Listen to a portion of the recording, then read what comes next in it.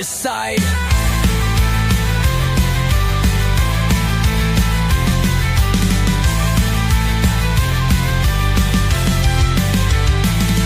There's a whisper deep where the wreckage sleeps, of a vanishing island secrets it keeps. A cursed coin, a siren's kiss, a deal struck under the moon's abyss. Raise the sails, hear the drums. The Southern Expanse is where the devil comes. Crimson sails on the morning tide. We sail for glory, let the gods decide.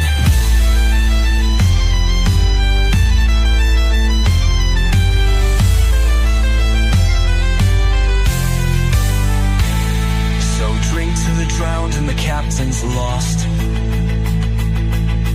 to the compass spun and the fates we toss.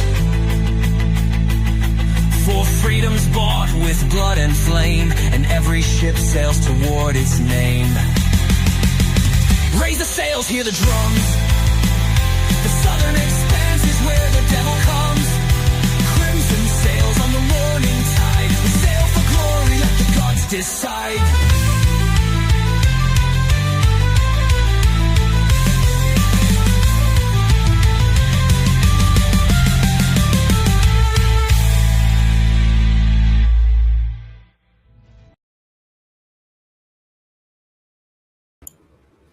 Almost forgot to unmic myself. Hello there, role players, gamers, geeks, freaks, and everyone in between.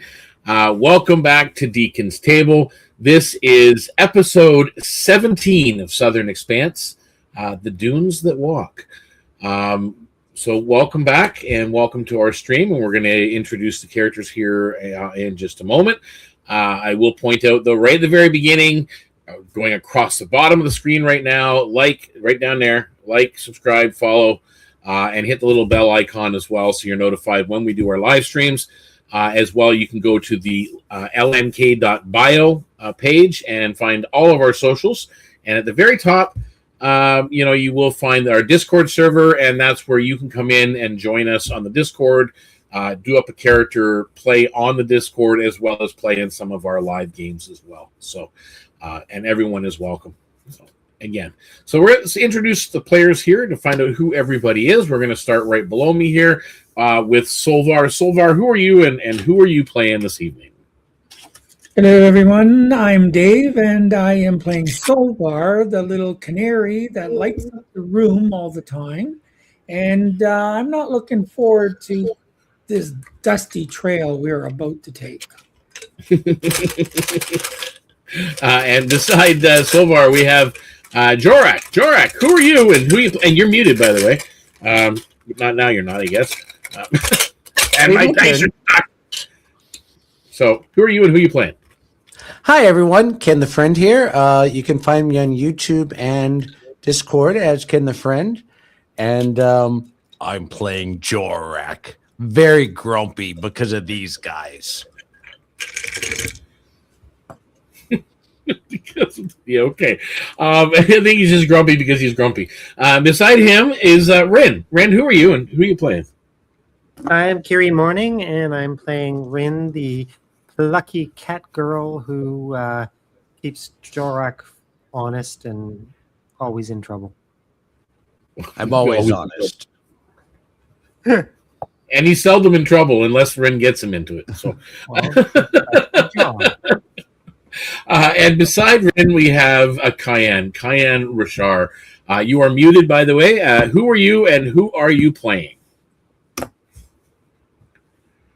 Here we go. Hi there, I'm Jen, and I am playing Cayenne Rashar, who is a serpent tail, which is of the sea folk, kind of like a lizardy sea folk. Yeah, a lizard type person. Of the Covenant class.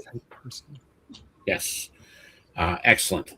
So, and for those of you that are out there watching that get confused with the ancestries and lineages that you're seeing here being played, or the character classes being played, come join us in the Discord. All the information for our original campaign setting for Foreverland is available for free. So again, come and join us. So with that being said, where we left the party last time was you guys had gone to the northern gates inside Elderlock, had confronted quite a colossal beast made out of sand. And then as you exited the northern gate and looked out over the desert, you were confronted with a storm, and an image of a being appeared that kind of gave almost like a warning, and then the storm just kind of settled and dropped for the time being. So in the meantime, there's been a lot of activity going on. Again, the northern gate stands scarred, half buried at this point. The ancient stone ribs are being bound with fresh braces. The monks and other members of the city are out there, tying off cords and ropes and braces and making sure everything is shored up as best they can. Monks are murmuring along the ramparts and saying prayers. Voices are being kept low and strained. They seem to be, again, focused on all the whatever's going on right now. Beyond the gate, as you guys are kind of looking out over the desert, the dunes themselves they roll and they settle in slow, deliberate waves. It's as if the desert itself is breathing. So these are not, you normally see some movement in the desert over sand dunes, but this actually almost looks like water. That's the image, but it's sand. It has that kind of movement to it. What's everybody doing? Let's start off with Rin. What are you doing as you've seen all this activity? You guys are kind of grouped together. You've completed this outer edge, and now you're looking out at the desert where something is coming or something is there. So what are you doing? What's crossing your mind? Rin is pondering, and she says, I wonder if we can sail a ship on this. We should look into that. You think the captain will...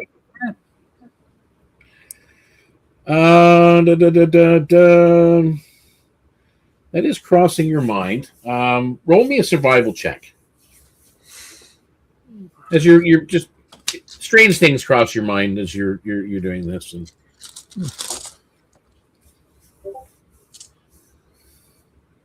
Survival, because I'm not paying attention, so I'm going to die. Oh, nat 20, cool. I like these guys. These are good. You're watching it, and you're almost mesmerized by it. And yes, it is very much water-like. There's no way that your mind is kind of picturing it. There's no way that a ship like the ship that you guys sail on could travel on that. However, you do feel that if it continued to be like that, there's probably a makeshift type of raft that could be built or constructed that maybe it could sail on the sands. As Rin is lost in thought, staring out at the dunes, Cayenne, what are you doing?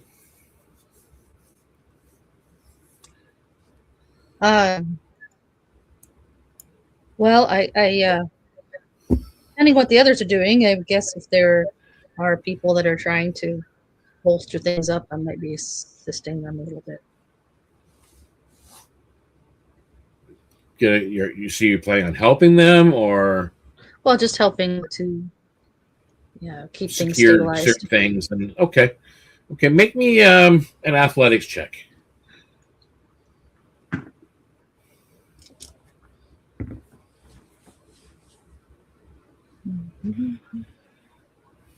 That's a 22. Okay. Yep. You offer assistance. You help brace up.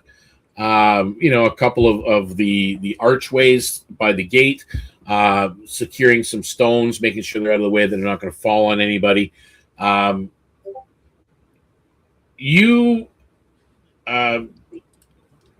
you're busy, Rin. You're lost in thought. Rin, you are going to notice this automatically.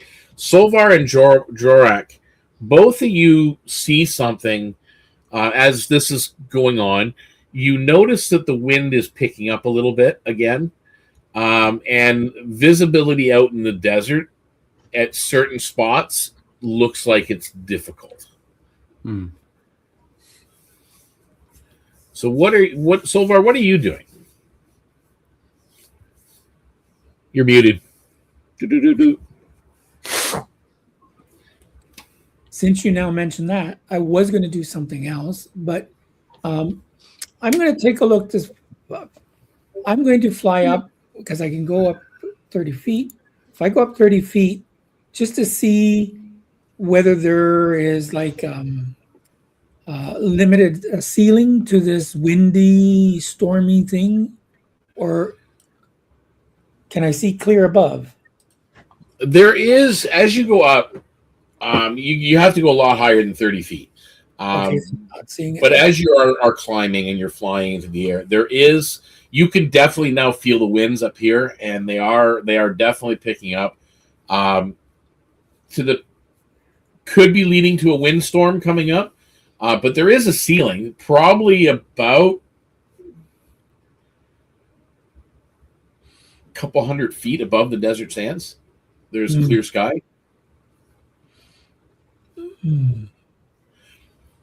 What if we rode above it? The makings of a balloon, like a balloon.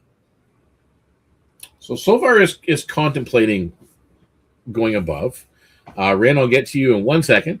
Jorak, what are you doing as all the people are doing? You see Cayenne off helping some of the monks, shore up some loose stone and beams. Ren is staring out at the desert sands, tracing patterns in looks like following the waves of the sand dunes. Solvar is flying up above. He's probably a good 50, 60 feet up. What are you doing? We're just kind of looking out in the sands, and he's noticing the monks, and he kind of says, he's thinking, but he kind of says out loud, a riled up crowd can disrupt an opponent. And he'll go over to Cayenne and check to see who's in charge right now. Who's your leader?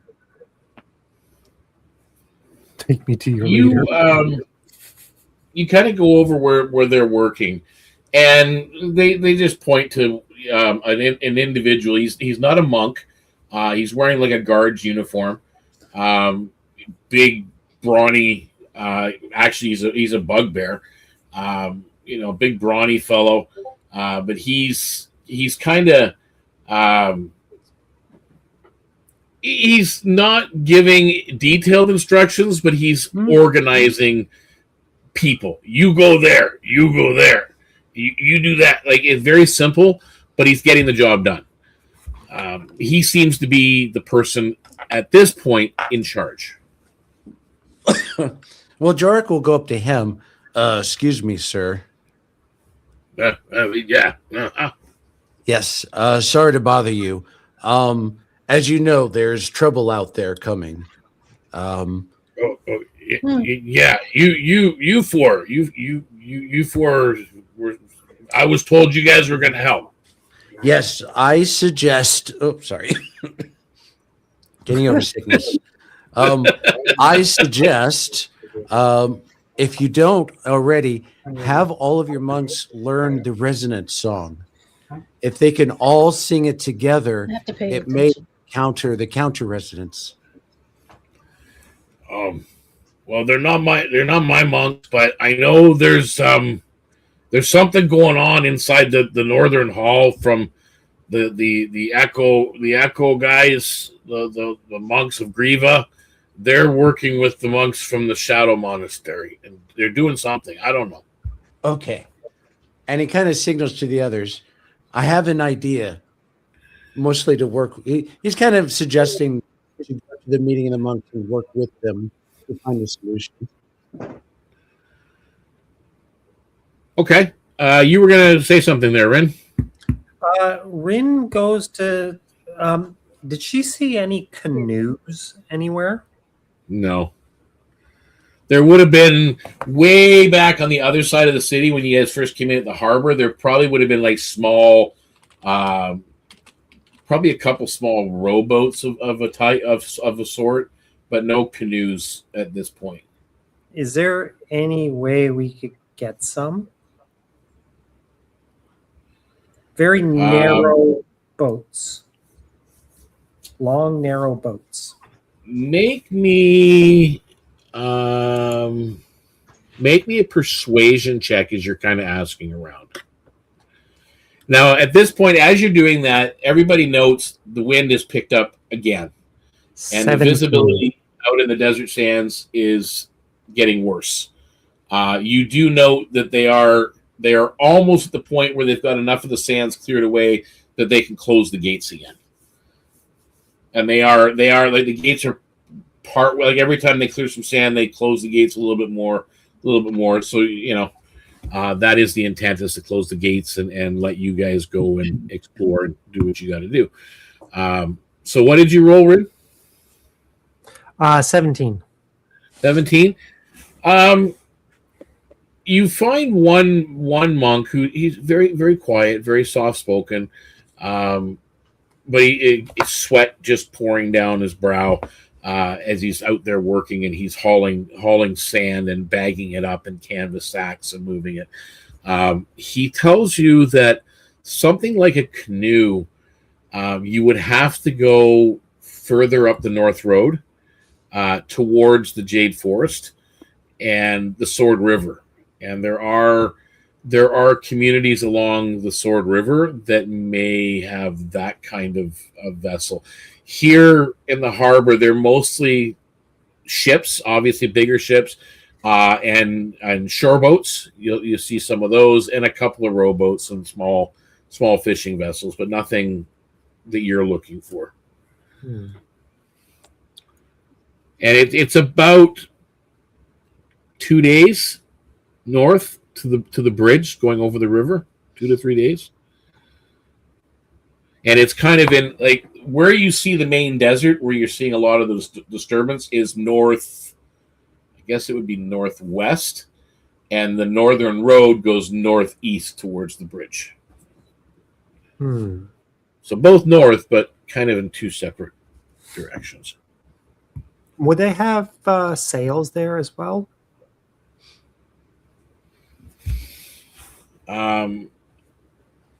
Let's see. Would he know that? Actually, yeah. They do have like small sailing vessels that that do the river. Okay, River guys, boats. we need to go there first. Can we talk to the monks? They're right here in town. And then we can go after. Okay. Okay. We You're gonna go. Huh? I'm sort of fly back down, and I need to start looking for a place that might have something resembling a potion, a lotion, an ocean, or a token. One of the two. One of them. 'Cause Yeah, I got- I'm a little bit knackered too. A potion, a lotion, and whatever else. Ocean or a token. So are you looking for more of the magical variety, or are you looking for more of an herbalist type variety? anything that's going to heal these people, because I can't heal them all the time. Okay. I need a So back. you're looking more for the magical variety of potions. Correct. You do know that when you were walking through the city, as I said, that city is massive. Mhm. For those of if you haven't noticed as players, the map is available online on the Discord. You can actually have a look at Elderlock. It's huge. There are magic shops throughout the city. A few different spots. Some places sell potions. Some places sell weapons and armor. It all depends on what you're looking for. So yes, that is available. And Jorek, you mentioned you want to speak to some of the monks. Mm-hmm.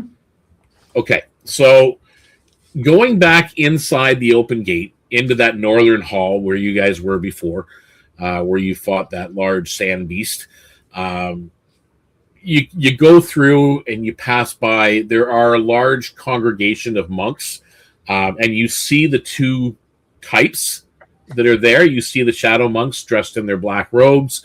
A lot of them are cowled over, and then you do see Elder Marin there with a group off to the side, and they're working with the shadow monks, and they are doing what you had actually mentioned. They are teaching them the song, trying to get into a pattern, or to give them some kind of a fighting chance should this thing advance on the city again. Mm-hmm. So that's what you see going on. So as you're passing by to go back into the city, do you stop and say anything to the monks? Oh, he'll go to Elder Marin. Okay. Go up and, hey, how's it going? Well, Jorak, as best as we can hope. This is something that Elderlock has never been weak like this before. This is different. This is not like an invasion or by sea or by land. This is something else. Well, By sky. we are here to help. So I think my friends have a plan, but I wanted to check with you guys first. I have a plan. You're my friend. Elder Marin kind of looks at all of you. Says, well, I was under the impression that you guys were heading out into the desert to see what's going on, and to see if you could stop what's going on while we kind of brace the city up and prepare the population as best we can, just in case. So whatever you need, let me know, and I will do my best to accommodate. I'm taking Solvar. You probably mentioned the fact you're looking for potions, lotions, and so on. Anyone know of the shard the thing was asking for? He asks. Yeah, they don't quite know. At least Elder Marin, he's kind of, when you mention that again, he. Shoot, hang on 1 second here. I gotta quickly look for something. He looks a little bit like he's trying to remember something that he should know. Who's something? Tim? Who? Tim. I don't know who is Tim. Tim's farm. Oh. I was wondering what you were looking at. I'm like, what the heck are you talking about? Tim. I'll see if I can. I'll look him up in a second here. But Is that the direction we're in, by the way? no, you're at the northern gate. Oh, this is not north? You'll actually see the Trade gate. North gate. There we go. Yeah, we're heading towards Tim. I do not know what you're looking at. I don't see any map at all.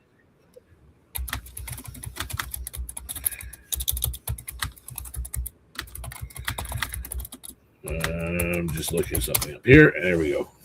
All right, so I don't know if I have Tim.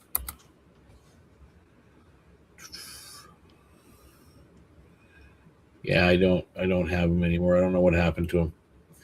Tim is gone. Tim's a Pardis, like yourself. Tim the Pardis. He is a Pardis, lion variety, and he runs a coffee farm. Cool. As in Tim's. Caffeinated cat people. You gotta. Yes. Yeah, I didn't freeze. I'm back. Sorry, Goose. I was looking for something and I was trying to figure it out. So Elder Marin Solvar looks at you and gives you these directions. Not far from the North Gate. It's in the North Gate district. Just on the inside, wedged between. He kind of says there's a caravan registrar's office and an old shuttered shrine that used to be on the one side, but nudged in between, there's like a little alleyway and a door, and it takes you to the place called the Silt and Vial. It's a potion shop, and you should be able to find what you need there. Are you sure? Not 100%, but I mean, it's a big city. Like I don't know what you want from me. I don't know every place in town. Well, Solvar kind of gives him that look of, you really don't know what you're talking about, but I'm going to go with you on this one. And flies off. Just doesn't want to be around Marin. So He's our lucky bird. Don't worry about him. Just go. I'm just going to go. So I'm going to fly and see what I can grab. So you're going to fly out. Like, is anybody going with Solvar, or are you guys just kind of all doing your own thing? Kyan would ask the bugbear fellow giving directions where they could get more water and some desert gear, since they're going to be going out into the desert. Oh, desert gear.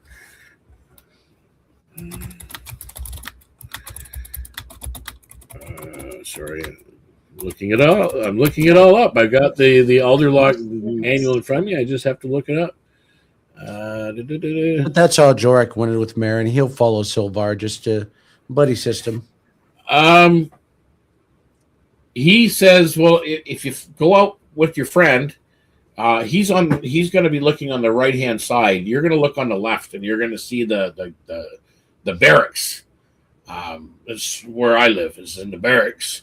And just across from the barracks, directly opposite on the one street there, there is an open frontage, like kind of a courtyard.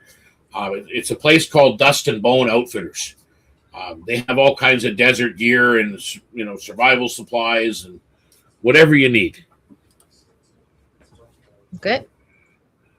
So I go with Solar to peel off to go there once we get there. Okay, so you guys head into the city. What about Jorak and Rin? Are you guys following suit, or are you just kind of continuing to work around here with the monks and following Silvar? He Rin didn't is have going anything else.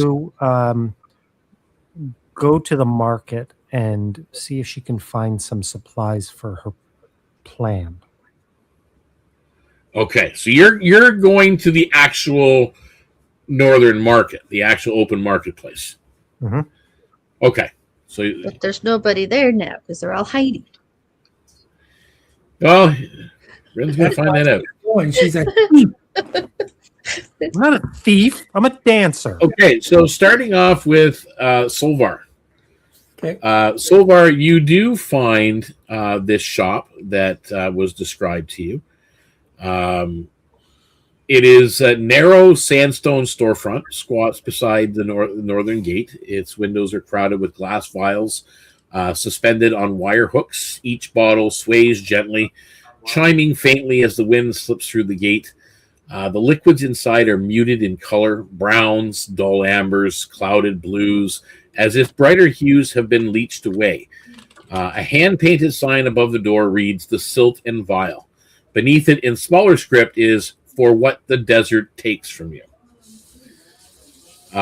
Inside, you see a olive-skinned human, a sandborn. Their eyes are kind of like an amber tone. Their fingers are blackened as they're working about this. It's kind of like an apothecary place, alchemist of sorts. And as you walk in, they look up and like, oh, welcome, come. What can I get you? I'm looking for some things to heal up a good wound. Looking something for thirst, and something else that you might think could be handy out in that desert for us. So definitely healing and thirst first. Well, I've got some healing potions that could come in use for you, I'm sure. Let's see what else they might have. There is. I've got. How many of those? Okay, got six healing potions of healing are available, and there are 3 of this other kind of odd-looking liquid. They describe it as muted tonic. You'll gain advantage on any Constitution saves versus exhaustion caused by the environment for 1 hour after drinking it. They have 3 of those. Those are 75 gold pieces. What about the heals? They're 40 gold each. And are those just your standard healing potions? Yeah, they're just standard healing potions.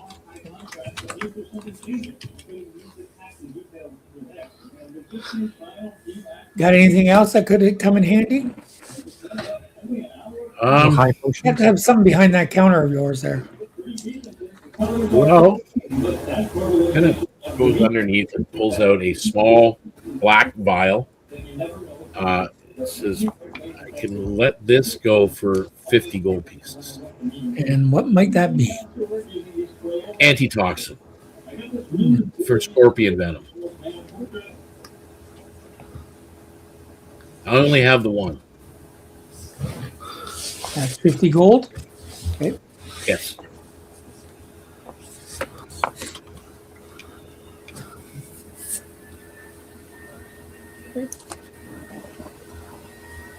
Am I the only one in that shop right now?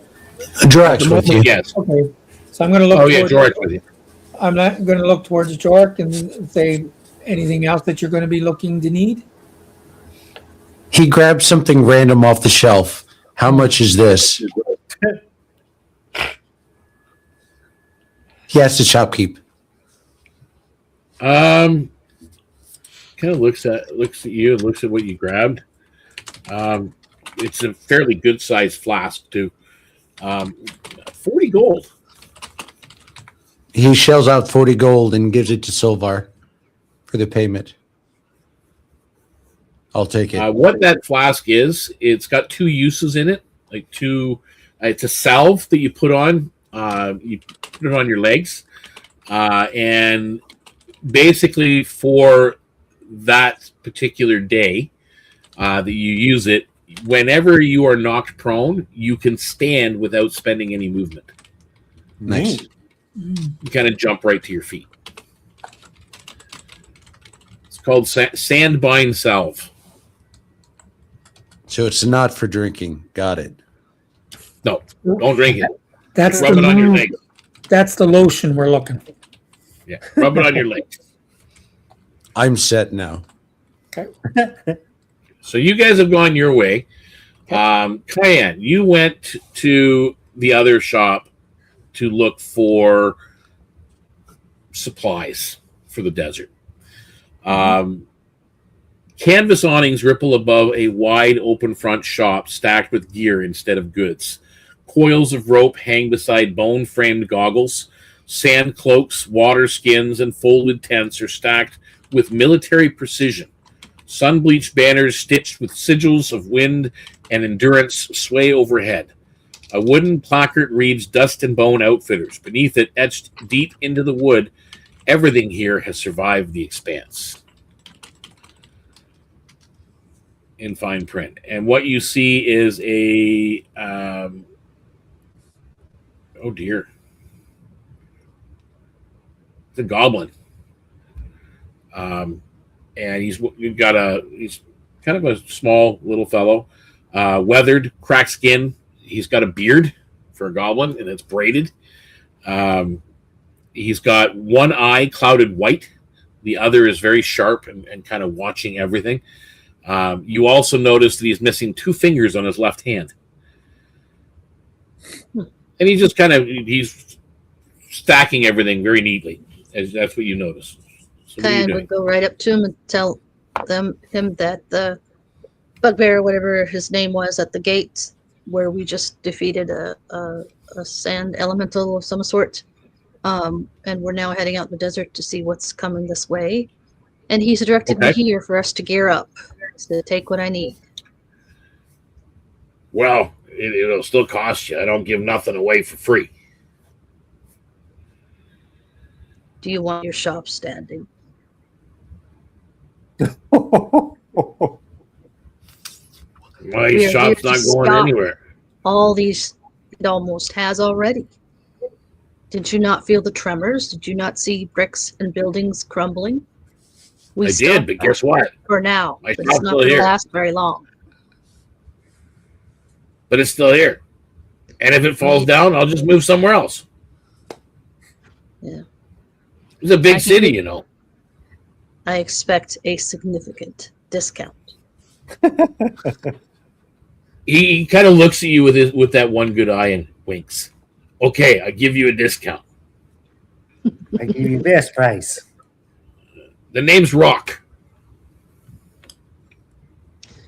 And she's thinking also that very likely anything that they spend can be recompensed by the city once they succeed. What stands out to you are these desert cloaks that they have on hooks.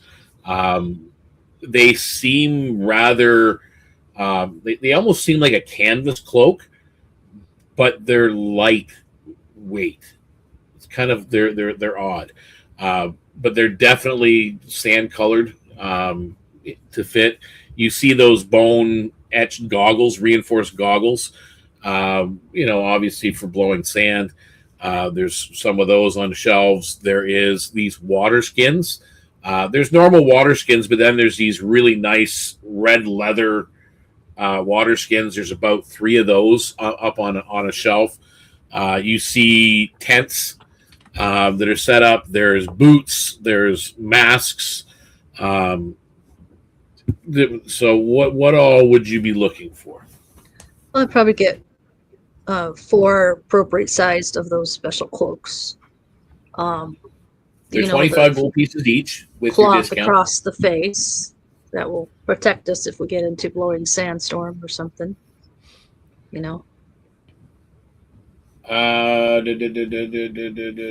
So probably Comes with the cloak, probably. Well, the cloak has it's kind of got a piece of fabric that drapes over, but it's not really meant for much. There is the mask. The masks that are there, like they're called wind catch masks. They give you advantage on suffocation in dust clouds and air loss. Yes. There's something like that, but there's also those goggles, which basically allows you to ignore disadvantage from blowing sand. Yes. Which So could she come get in handy. So enough to equip us for. She would get to those. okay, so he puts together 4 cloaks for you, 4 sets of goggles.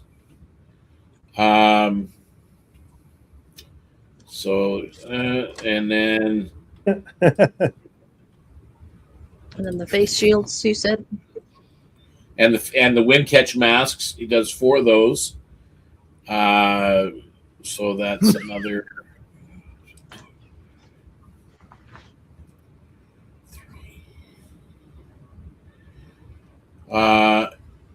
Says 300 gold, and he'll throw in 2 of the special water skins. Okay. That sounds good. And the water 400? skins are called they're condenser water skins. They hold 2 days worth of water in the skin, and it'll reduce your consumption by half. Did you just say 400? No, 300. That seems very steep. Oh, that's a discount. I can go into. I give you Rock special price for Rock only And gives I family that price. And I can buy a cloak for a couple of gold pieces. Come on. I know this is a special cloak, but I would expect them to be more like maybe 20 gold pieces max each. You could go see Granny Hawthorne over down in the middle of the city if you like, and she sells these cloaks too. She sells them for 55 gold pieces. I give you discount on this. Give you Rock family discount. Can I roll an check to see if I think he's telling the truth. Roll insight. Okay. That is a insight. Ooh, that's a 17. Now we got a good insight. Yeah, you kind of seems like he might be exaggerating a little bit, but you're pretty sure he's giving you a discount. He's being straight with you. At least it seems like he is. Okay. You rolled a 21 on the deception, so. And he's quoted me 300 gold. Yeah, for all of it.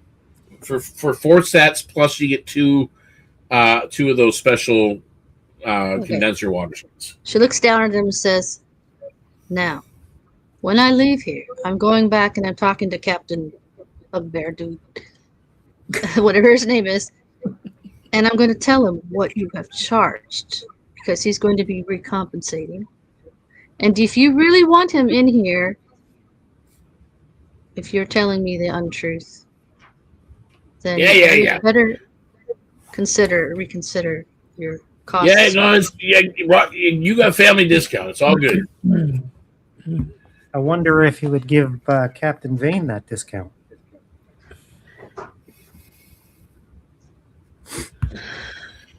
So you got the goods, you got your goods. Ren, you've gone to the actual northern market. Mm-hmm. But the problem with Deacon is I don't think she's got 300 gold on her. Well, you guys all have a fair bit of coin. Okay. I mean, if not here, you'd have it back on the ship, but I'm assuming you guys would at least bring some coin into a city with you. Yeah, I would. I've got listed here 228. That's all I got. Yeah, as I said, I know there's some back on the ship that you guys have as party wealth. It's kind of put aside for you guys. You can take it out, the rest out of there. So we brought some of that for cover expenses. You probably would have had some of it with you. So what are you looking for, Rin, specifically? The market is pretty bare right now. Not all the stalls are open. Some of them have been covered up and closed down. I'm looking for some sort of large tarp, rope, some poles, and something to make either like skis or a skiff or some kind of makeshift narrow boat. Let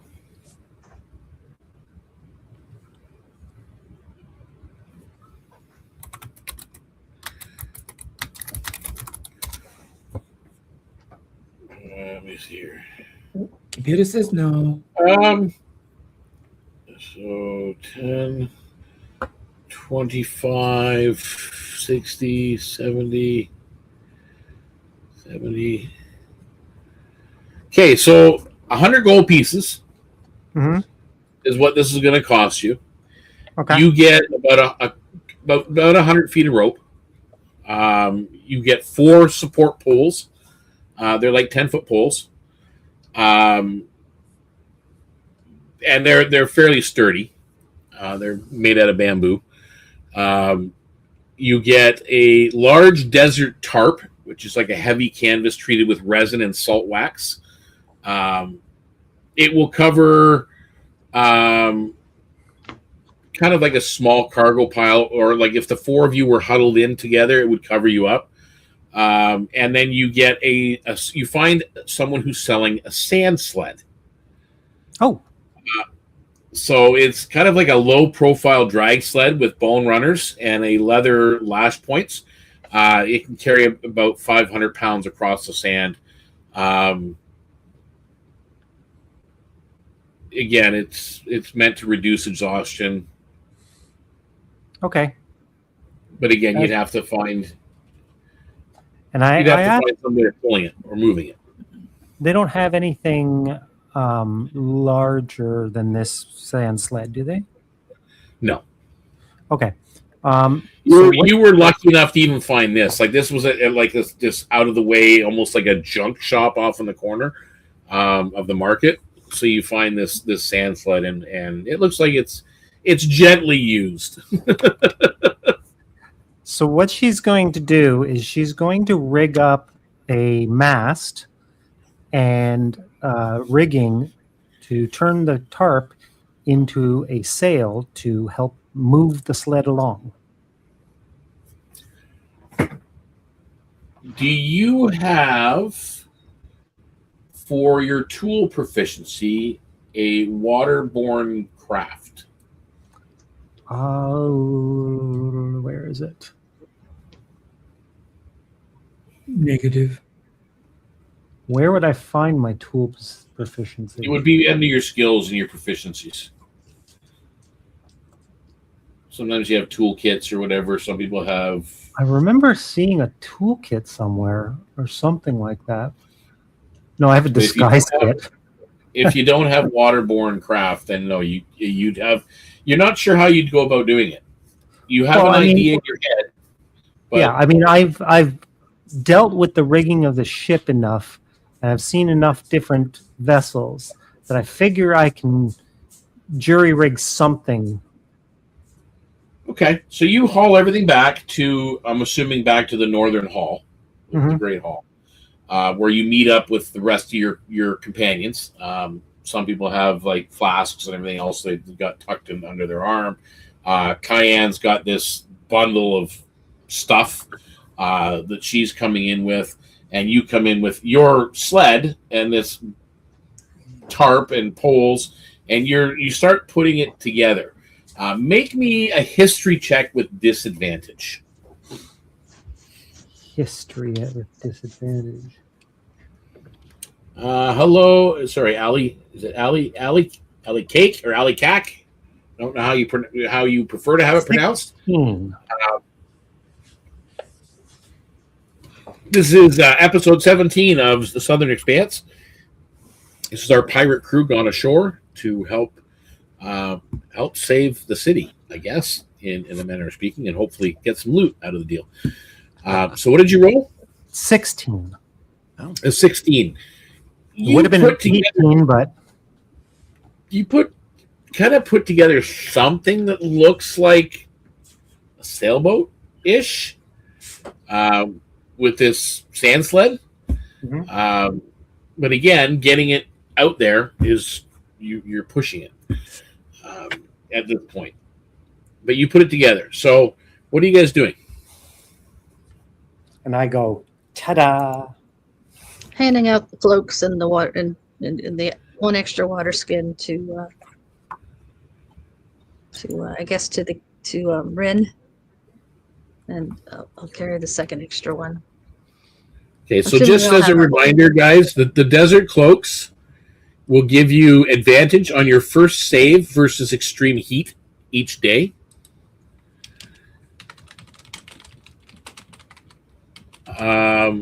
The goggles will allow you to ignore all disadvantage from blowing sand for visibility, which that's a huge bonus, that one. And the mask gives you advantage on checks versus suffocation or dust clouds or air loss when you're out in the desert. Those, and the water skins hold 2 days worth of water, those special water skins, and they reduce your consumption by half, which is how they do it. So, yeah. What did you say the water skins did? The water skins did what? The water skin basically reduces your consumption by half. So instead of it holding a day's worth of water, it holds 2 days worth of water for you. Okay. Is it refillable? Yes. Thank you. But we only have 2 of them. Not everybody. But there's only 2 of them. Like you have your normal, you guys have your normal gear. Like you'll have a water skin that you would normally carry with you that has a day's worth of water in it. You each have 1 of those already, and then you have these extra skins.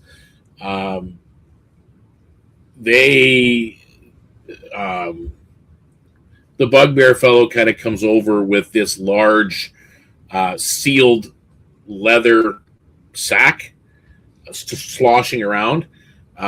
This should be some extra water for at least a couple more. I don't know how far out you got to go, but I mean, you can refill your skins with this. And he puts it on that. He puts it on the sled. Okay. So if you guys gather your stuff and you kind of head out through the northern gate, and at this point the gates close. They've cleared away enough of the sand and the debris. They can close the gate as you guys walk out. And as you do start walking out across the desert, the sand beneath your boots shifts sideways instead of just sinking. So when you put your foot down, and normally it would kind of sink into the sand, you see the sand kind of shift away from your foot. Your shadows stretch too long, and then they snap back as the ground suddenly realigns. For just a moment, the horizon, as you're looking out, going towards that whatever's happening out there, it tilts. Kind of get dizzy for a minute, almost losing your balance. But then it settles, wrong, but stable. You guys are on your first day out. Now, you guys get advanced. Yes, right. Which direction is the wind blowing?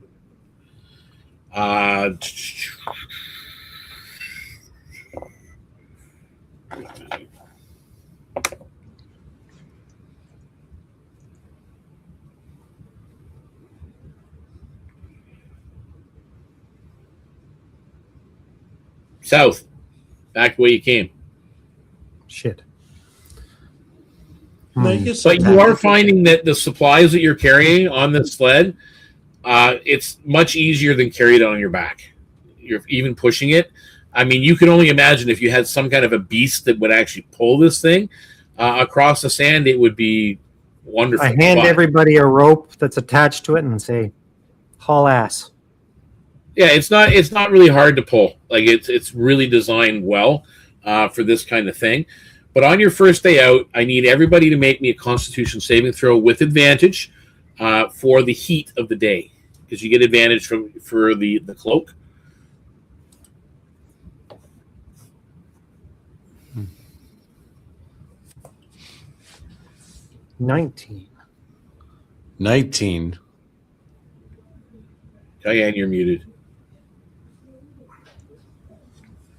16. Okay. 17. Okay. So none of you fall into exhaustion from the heat, and you move forward. As you are going forward, Solvar, what skill are you using to go across the desert sands? Survival, athletics, acrobatics, perception, arcana? Like, what is your focus? What are you how are you moving out there and going towards this this target in the distance? Well, I guess I'm going to pull my navigation tools out. Okay. I'm going to make use of those, and I'm not sure which one that would be.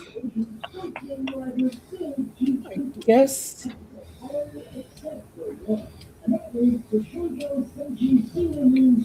Yeah, that would be. I mean, you add your proficiency, obviously, because you are proficient in your navigation tools, and then you can roll survival plus your survival. Okay.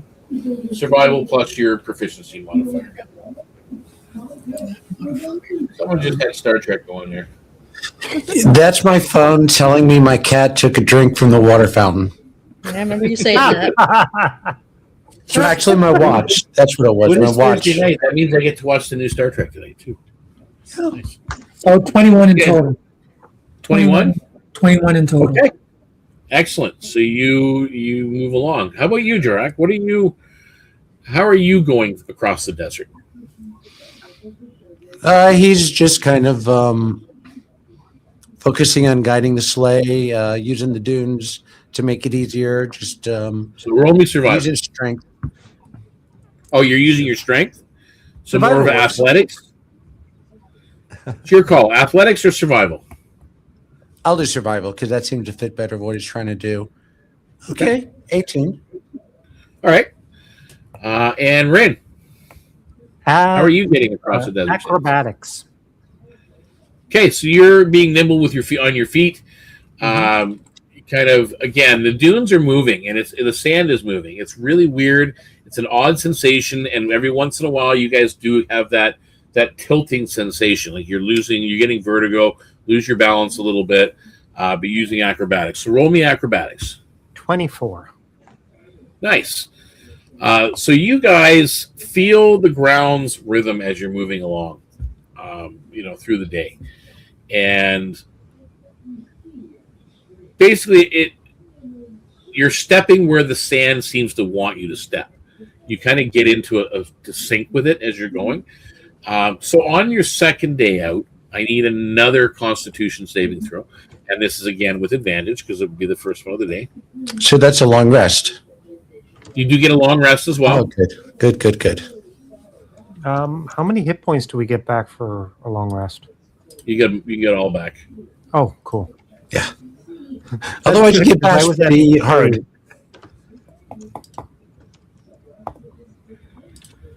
Um, 21 for myself. 25. Cayenne? Well, I guess can I use the one I rolled since you forgot to ask me which thing I was using to get across the desert? It's only because we only needed 3 successes. Oh. So Okay, well that's what am I doing again? Constitution. you are doing Constitution saving throw. That's a With 19. Okay. So no one is exhausted again as you go out.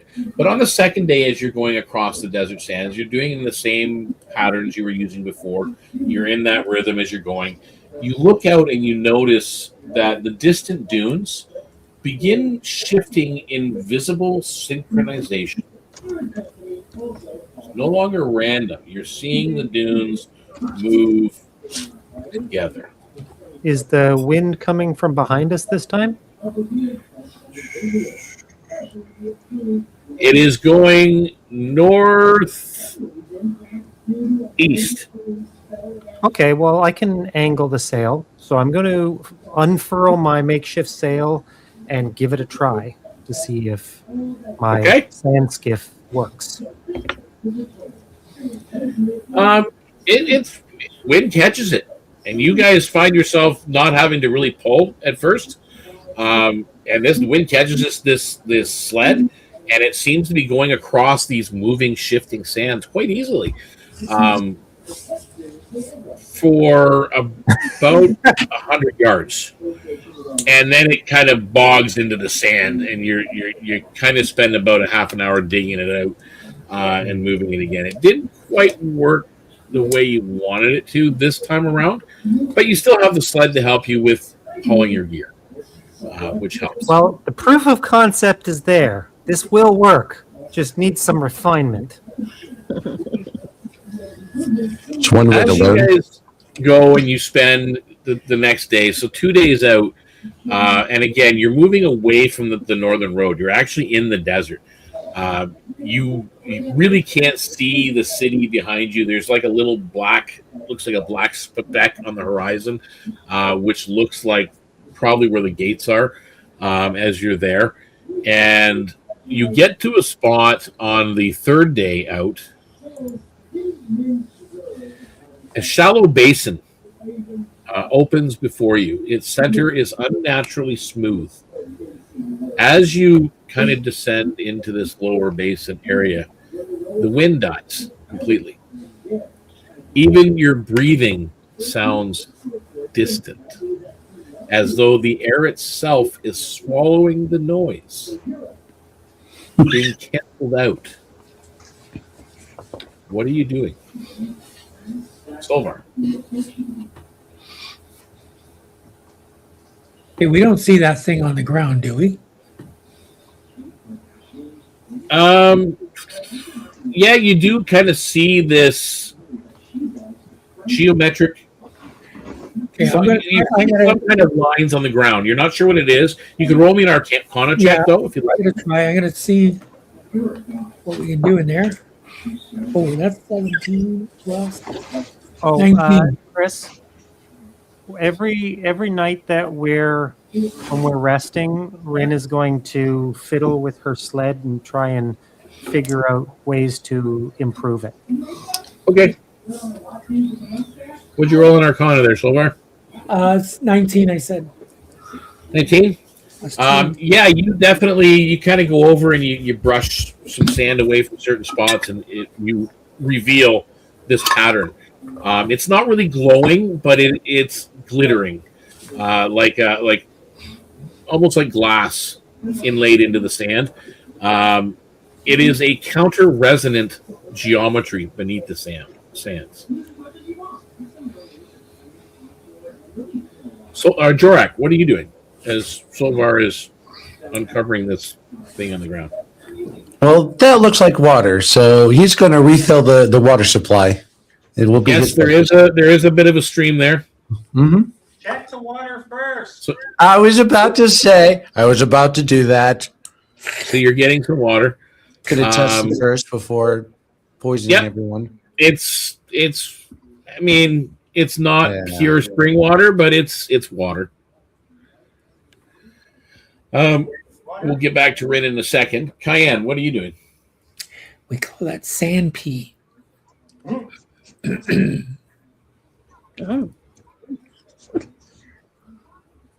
Are we setting up camp? This is on the third day. You're about halfway through the day. Oh. When you come Stop across and this confer with the others what they think this is. Does it seem like where we were headed, or do we have any ideas on it? You're in the vicinity. You're not sure exactly. But again, you're in the vicinity of where the disturbance is going on. Roll me either history or religion.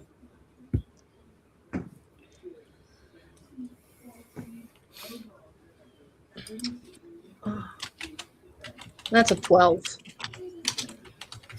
Okay. Yeah, you're just kind of looking at it. You think you're in the area. Ren, what are you doing? Eating. Fiddling with my skiff.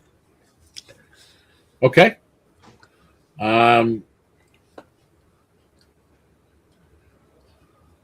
You guys are doing what you're doing. As the minutes tick away, pass by, as you're uncovering this thing on the ground. Cayenne, you're kind of observing the location of where you are. Ren, you're fumbling around with this sled. Jorak, you're filling water skins. You start to notice that the silence in this space is starting to feel heavier, like more silent. It's like your voice, like when you're having conversations with each other, it's almost like the sound dies a few feet from your mouth. It's being absorbed by the air. You guys can hear each other, but you all sound muffled to each other. I think we should get out of here. Jorak points to Sovar. Do the song. That's well. I was waiting my turn because I wanted to know whether or not this resonance is it something that we are familiar with. Have we heard this? Have we sung it? This is like that counter resonance you were experiencing, something that's canceling out sounds, and it seems to be coming from this thing. You actually, at this point, Solvar, you can roll me a religion or a history check. Again, you've uncovered this thing on the side of the water. 17. This basin space was not naturally formed. Obviously, the thing on the ground wasn't, but the actual environment around it was not naturally formed. This was engineered to have this placed here. So I'm going to convey that to the rest of the group who's listening. And do I see any trails going off from this circular geometric pattern thing? Is Ward roll me perception check. Perception. You guys can all roll perception, actually. So Cayenne has this thing called harmonic sight that she got from the tomb under there that gives advantage on perception checks that involve visual detail. And once per long rest, we can see resonance trails within 30 feet for a minute. Would that be worthwhile to use in this case? Yeah, most definitely. So you actually don't even need to roll. As you focus with that particular ability, anybody who rolled the perception above 13 sees there are trails. It's not tracks. They're trails in the sand, almost like something maybe under the sand had moved, but moving inwards towards that circle, not away from it. Cayenne, you see it clear as day that there is the sound, the resonance that you're seeing it's almost like everything's being pulled in and it's being absorbed into that sigil in the ground. You're seeing it like it's almost like a visual representation. It's there. You can see the sound, you can see the resonance, you can see it going down and being absorbed into the ground. As you guys are doing this and you're looking and you're paying attention, the basin itself that you're standing in shudders. The sand begins to rise around the edges of this sigil that's on the ground into forming jagged columns before collapsing inwards into the circle itself. All of a sudden, it begins to form limbs that never quite solidify. Two figures pull themselves free, hollow, unfinished, their shapes held together by pressure and intent alone. Oh, boy. Yeah, hello there. Roll me initiative. Cool, 1 and 2. Nat 20. Me too. Dirty 20. That makes it a 23. Ouch.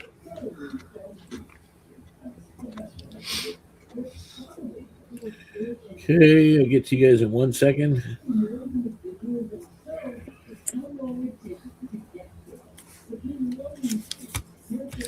Okay, Silvar, what did you roll?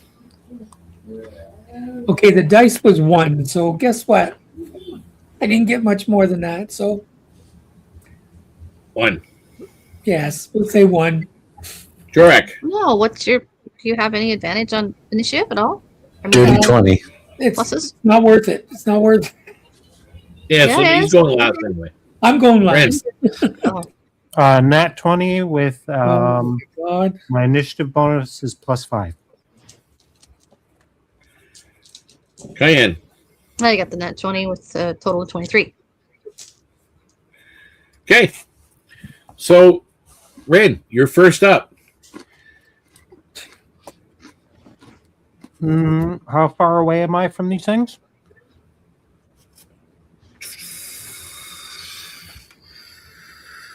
Okay, here we go. 20 feet. And do they look like my fans will do anything? You don't know. They're made up of shifting sand. Now, I will let everybody know your movement where you are currently right now because of the sand's shifting is difficult terrain, so you are all at half movement. Great.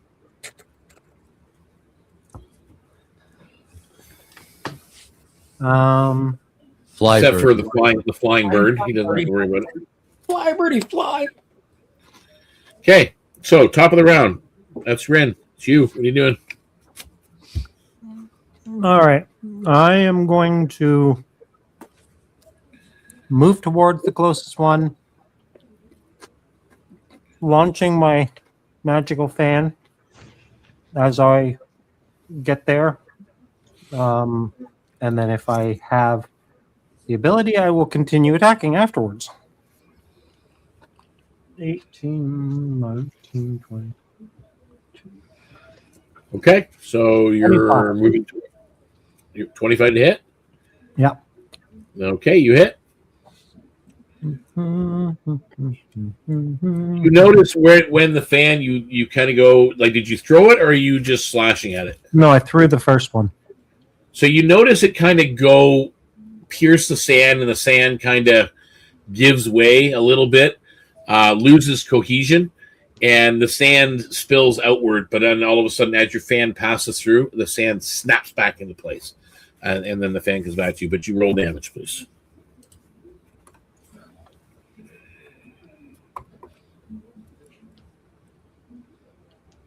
$13. Okay. And am I close enough to make another attack or no? Yep. Okay.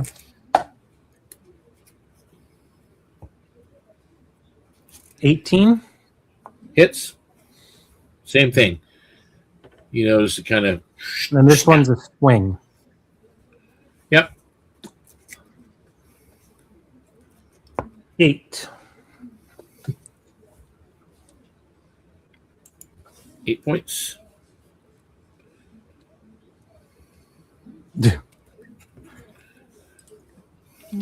And do I miss my third one because of the movement or no? Yes. Okay. Yeah, you don't get your third attack. So next round, or next one up is Cayenne. You're up. Cayenne's, as soon as she saw them arrive, was going to put on her shield and grab her scimitar. Are we close enough that I can attack with the scimitar? Or with my movement? Yep. Being half? Yep. Okay. They are about 20 feet away from you, which means you can move the 15 feet and be within a 5-foot reach. Okay, so I'm rolling. I rolled a 19 plus scimitar plus 1, and that is 27 to hit. Hits. Okay, and then I lost the thing here. Magical slashing. That is 8 points magical slashing. 8 points. Yeah. Okay, initiative roll 20. That would be Jorak. However, on initiative roll 20, can I get everybody to make me a dexterity saving throw, please? As the ground shifts. Except for Solvar, you're flying. Yep. I got 11. Dirty 20. I got a As- 6. Uh-oh. Okay, so Jorak and Cayenne, you're knocked prone. Lotion. You My didn't put it on. Prone or on my hands and knees? What's that? You're prone. You're Doesn't on matter. your, It just means that your backside, hands, knees, wherever. Got to spend your movement to stand up. Okay. Yeah, half your movement to stand up. So basically, your movement's 15, half movement 7, so you can move 7 feet once you stand up. So, Jorak, you stand Yeah, up. he's just rolling back and forth on his shell, and it's like, all right. And he starts putting the lotion on his legs. Okay, so you're just putting lotion on your legs now. Yep. Okay. That's it. Okay. And then next up, it is their turn. As they move in.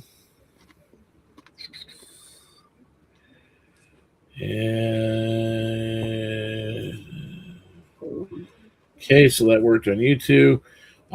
It's going to, one of them reaches out, moves towards where Solvar, you're flying there, fluttering around close.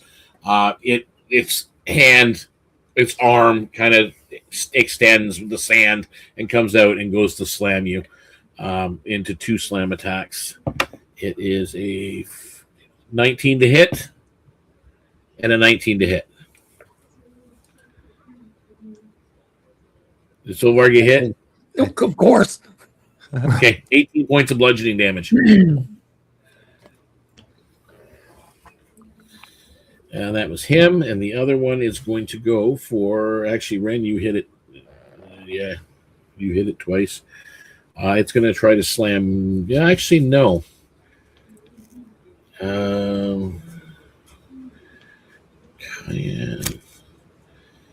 Cayenne is prone still. Till your turn. Yeah, you're going to go for Cayenne. It gets advantage on attacks against you. Oh, that's a 22 to hit. And that is a 20. 22 will hit Cayenne if you're attacking her. Yeah, 21 and a 22 both hit you. Yes. 18 points of bludgeoning damage. And that is their turn. You're up. Your back is to me? What's that? Does that mean his back is to me? Yeah, you can kind of say that. It's side, perhaps. I'm flanking it now, yeah? Yeah, I would say you're flanking it. But Silvar, you're up. Oh, yay. Okay, what was I going to do before I was being struck by that miserable piece of mud? All right. I think what I'm going to do is... It's a giant dust bunny, not Oh, fun. it's the giant dust bunny. All right.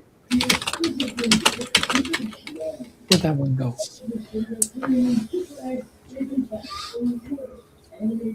I guess I'm going to now cast Shining Rebuke.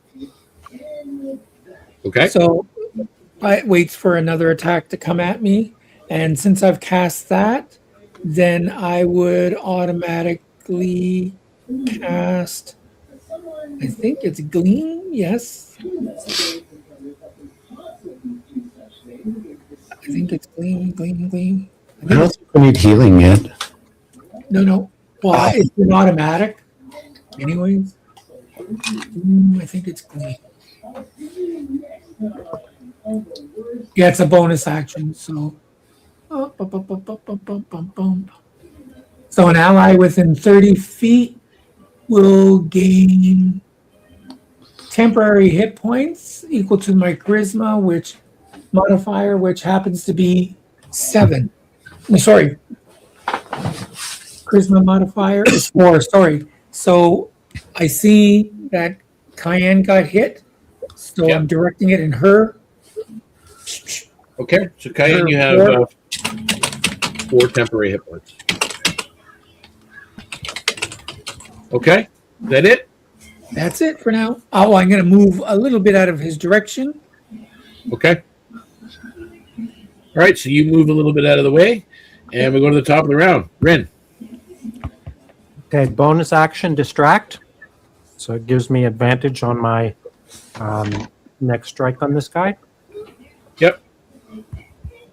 Which is good because I rolled a 3 and then a 15. So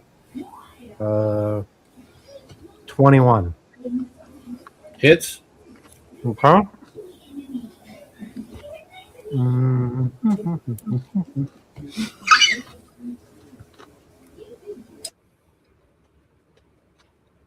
6 points. 6 points.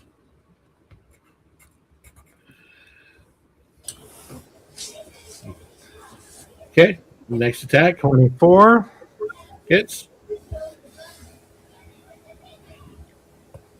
8 points. Okay. And nat 20. Bow. Nice. Yeah, and that's on my D10 fan too. So It's your magical fan. 9, 12, 24. Shoosh. Okay. Definitely bloodied. Well, it's kind of hard to tell. But there's a lot of holes in it. That was yours. And now we are at Cayenne. You're up. Okay. Stand up. Yep. Okay.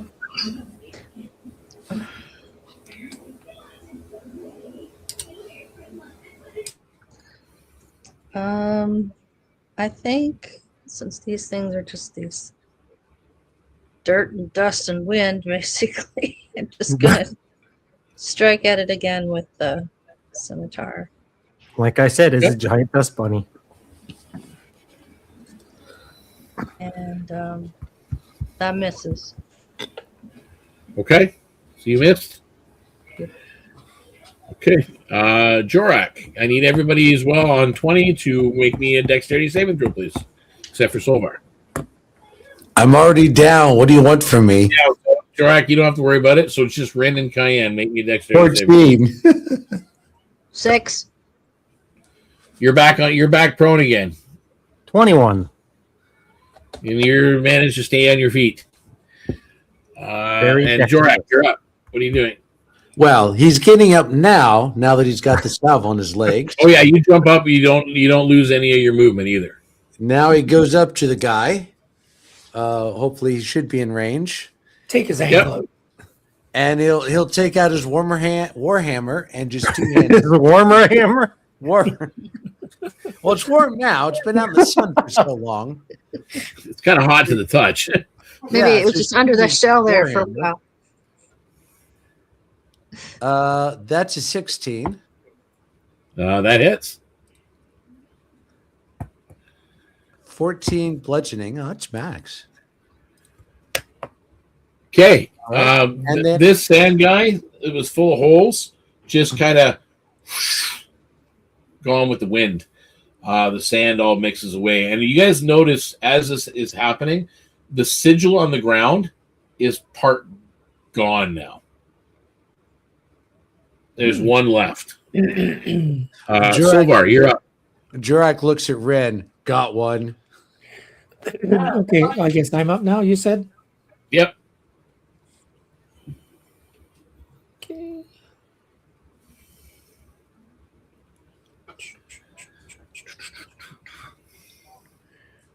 Well, I think we're going to be hitting these. This is almost the end of the day, so let's do. We're going to do a hymn of radiance. I'm going to do a D8 plus 4. Oh, that's 8 plus 4 is 12. So everyone who has been hit regains 12 points of healing. Well, So punch 12 it hit points nice. back. Yep. Anybody that's been wounded. Anybody's got anyone wounds. Yeah, so that's 2 that comes off now. That's 1 for you, Jorak. Now you got to get another 6 more to catch up with me.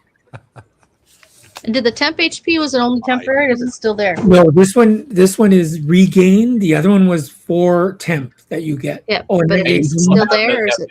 Yes, no, and the gleam goes again, so there's another 4. Since the only one that's really hurting is yourself, Cayenne, you might as well take that temporary 4. Okay, so it does go away after turn, but it comes back turn. Okay. Yeah. When he does another thing, yeah. As long as I'm illuminating, you're fine. Cool. The birdie is glowing. The birdie is glowing. Yes, he's glowing. So that's what Solvar does. So now we are at the. Actually, it was George. Actually, no, that was him. So I skipped myself. So That's okay. We don't mind. Oh, I do. Okay, now And because Diane is the one that's prone, again, She's still the target. that is a 22 to hit. that means they have advantage on me.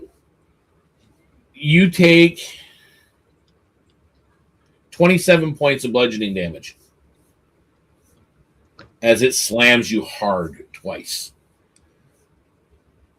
The sand is so rough; it almost like takes flesh from the skin off your face when he hits you. Somebody do this. And now, top of the round, Rin. Somebody say the thing. You say the thing. Okay. Sand. I don't like sand. It's coarse and irritating and gets everywhere. Okay. I'm attacking. You're going to be getting sand at places you never knew you had.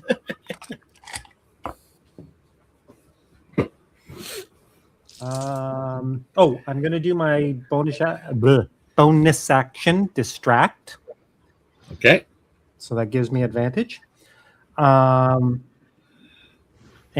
with advantage, I got a nat 20. Awesome. 10 points. 10 points. Second Okay. attack. 12. And another nat 20. Holy shit, I love these fucking dice. That's those new ones I just opened up last week. 6, 7. 7 points. And the last one. Come on, baby. Oh, sorry. Double those last two. Because that was just my base. 17. 7. He's bloodied, or would be So- the equivalent of bloodied at the moment. That takes us to Cayenne. You're up. You stand up. Stand up. And I'm going to swing at him. And I keep forgetting I have the smite of the bonded or something type ability. I should be trying to add that in. Damage if I Yep. hit him this time. You guys got to keep track of your own abilities. I'm not going to help you out. I'm not going to make it any easier for you. Hey. Oh, yeah, this is just so easy. Well, these guys aren't that tough. Okay, so swing. 27 points of damage in one shot is not tough? Well, that was 2 shots. Hit her Oh. twice, natural 20 on the second one. Oh, okay. Oh. Yeah. So that is an 18 to hit. That hits. Okay.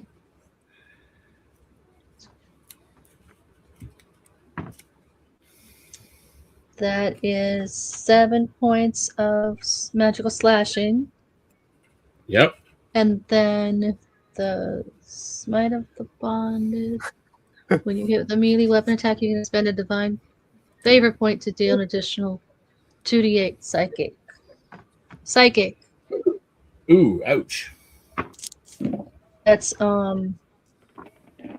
7 more points psychic. Does that work on him? Okay. And now Sand that's scatters one for everywhere, Cayenne. and the rest of that sigil is gone. But there seems to be something under the sand as you guys are standing there. They're both gone. All these things are gone. The sound returns to somewhat normal where you're standing.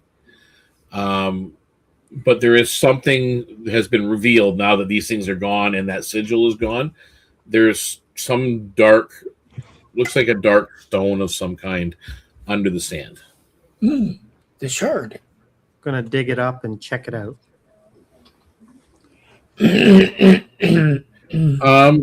You start digging out around. It takes a while to dig it out.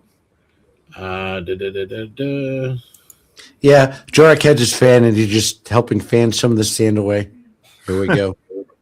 Beneath the That's sand not- lies a stone marker etched with opposing sigils. One is cracked and eroded by time. The other remains sharp, cold, and untouched. It's humming faintly beneath your fingers. Does this look like one of our good guys' sigils or the bad guys?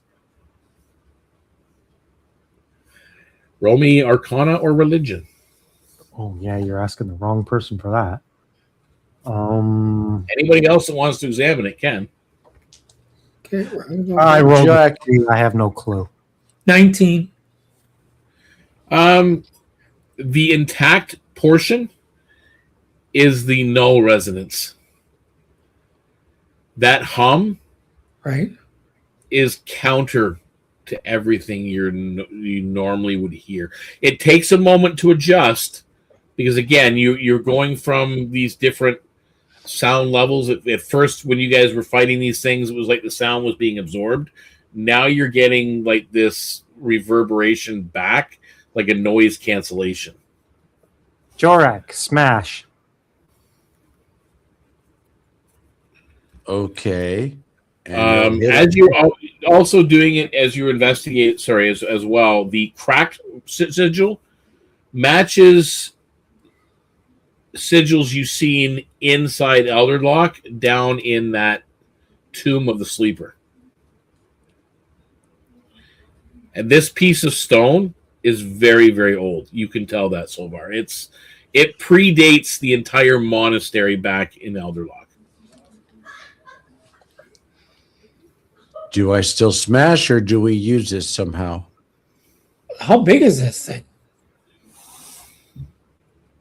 Oh, it's massive. It's fairly heavy. It's probably going to be about 100 pounds. Like, but you got the sled, right? Okay. Why would we keep it?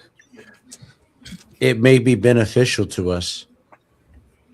But why is it on the other sigil? Looks like there were two. Like again, it was like two halves were together. Okay. But then one side has been kind of damaged and eroded with time, and that's the good side.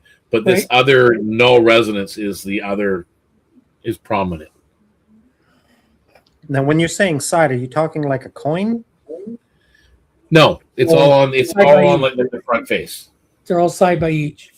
Okay. Yeah, so it's like cut in half. I point at the bad one and say, "Smash that."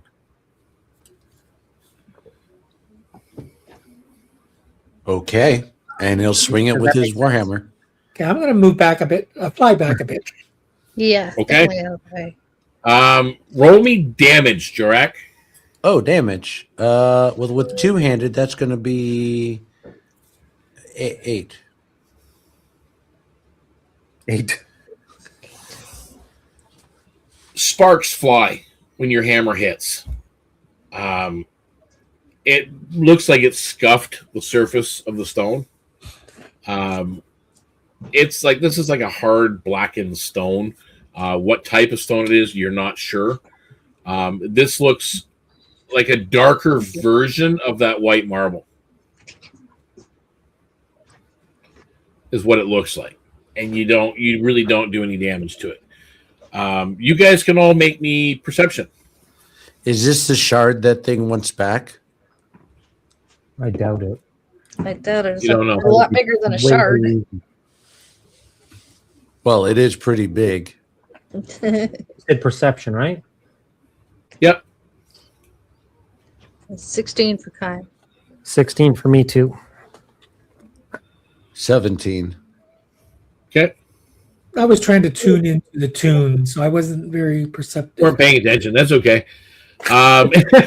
So the three of you, Jorak, Rin, and Cayenne, as you're looking at this and you kind of glance up, you look off again at the distance. And again, this was about midday when you came across this. And you look out at the dunes. They seem to have settled at the moment. They're not moving like they were before, but only for a moment. Further to the north, you see the sand shifting again, but deeper. Go that way.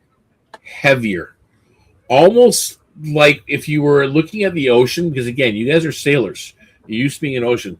This would be the equivalent of a sand tidal wave in the distance coming this direction. Whatever is sleeping beneath the sand has felt your presence after the strike of that hammer on this stone. Destroy it. Hurry. Quick. Destroy it. How? Should we carry it with us? No. It's got potential. Let's drag it up to the top of that rock and throw it off. How do you know that think- won't make another I don't tidal think wave? it's going to work. I think you just need to hit it over and over and over and over again. Well, the hammer didn't work. Well, of course, one swing may not. You got to keep trying. Well, that's why I said if we throw it off the cliff. Let me know, and he'll get It's into a gonna land shell on before it sand. hits. It's not going to hurt it. So, Drag, you're in your shell. As you guys are standing there and you're discussing this, the wind rises sharply from the north. almost pelting you with sand in the face. And for a moment, those of you that are left out, Jorak, you don't notice this, but that horizon stills again. Just long enough to make you doubt that you saw what you saw. But then you see it again.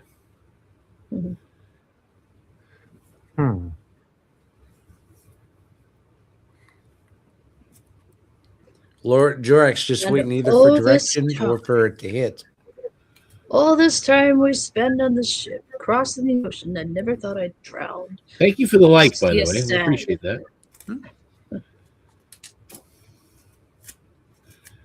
And hey, Lindsay, how you doing? How far away is this tidal wave? Can we make action before? Oh, it's in the distance. Oh, okay. It's up there, probably several days away, Oh. further north into the desert. Okay, so it's not going to hit the next minute. Jorak will come out of his shell. But did it hit yet? No. No, the sand is whipping around. Like the wind is picked up. It's pretty Yeah. harsh right now. Like if it wasn't for the goggles, you guys would have a hard time seeing. I'm going to make a suggestion that we proceed further in the direction we're going to get out of this area and possibly look at making camp, say, up on the ridge. Yep, there is a ridge a That's little what my ways away. suggestion is. So we're gonna leave this? If you guys looking at Kyan would probably see that she's well past bloodied. Yeah, Cayenne's looking pretty hurt. Okay. What are you guys doing with the stone, though? What's that? What are you doing with the stone? Are you loading it onto the sled, or are you just leaving it here? I think it's a piece of the puzzle. That's what I think. Jorak tries Solvar's song on it to see if he can calm it down. With the resonant song. Okay, so you start singing, doing the resonant song. Make me a performance check. Oh boy. 7. I'm gonna give him advantage.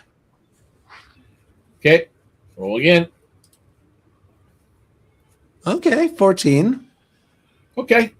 With the 14, you start singing the resonant song, and the hum from the stone, it's almost like a clash of sounds, almost like they're canceling each other out.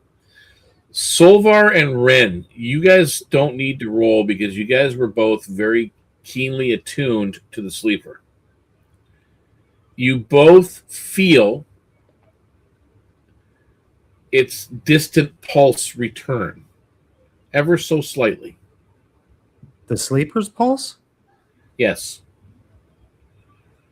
Where it had gone quiet, you now, when he's doing this, and it's kind of countering this stone, just ever so slightly.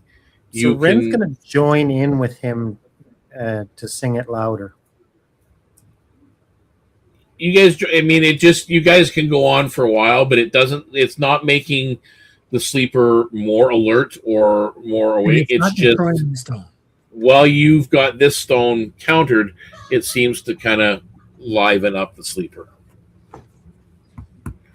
So you guys load it up onto the sled and you make your way to the ridge and you set up your camp for the night. And with that, we end episode 17. Oh, no. Oh, yeah. We survived. Yes, you did survive quite well, actually. Good job. Thank you, Birdie. It is 7 times 2, 14. 15, 2, 21, 22. So that would be 450 experience points each.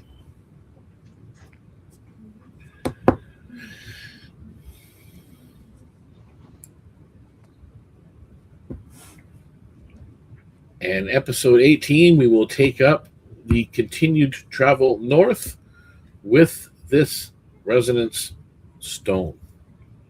Yay. The shard. Yeah, you still haven't figured out the shard part of it yet. For all you know, you might have to go all the way back 400 and- to Elderlock. Thanks, Goose. 400 Glad what? you agree. What's that? You said 400 and what? 50. 450 experience. 50. 450. 450. All right, so for everybody out there watching, actually, we got a good crowd in there. Thank you very much for joining us. Some of you came a little bit late. Every Thursday from 7 p.m. until 9 p.m. Or close to 9 p.m., as close as we can get, we do an episode of Southern Expanse. This is our pirate crew, which they don't really have an official name yet, from the Scarlet Reaver. They are the elite landing party, I guess you'd say, from the Scarlet Reaver that Captain Darius Vane has sent out to aid currently the city of Elderlock and this disturbance that they unknowingly kind of contributed to. So, yeah, that's where they are currently right now. So we will be back next Thursday with episode 18. And, of course, also on Tuesday, we will be doing our mini adventure that was scheduled for last week. That will be on Tuesday evening at 7 p.m., and that is going to be When the Lantern Dreams of Drowning. So that will be that's a horror-based one-shot. So that's going to be a little bit of a horror-based mini adventure.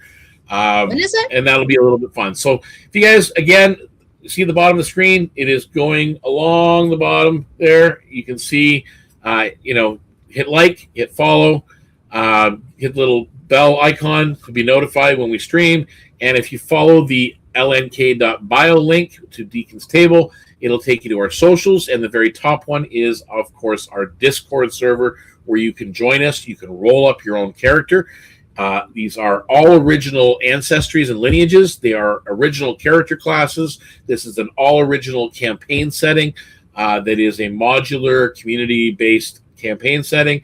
So again, join us in the Discord, become part of the story, create part of the story yourself for your own character, and maybe take part in some of our live play or just our Discord play, whatever is comfortable for you. All are welcome. It's an inclusive community for everybody. So we appreciate your patronage and your time watching us, and hopefully you guys enjoyed yourselves.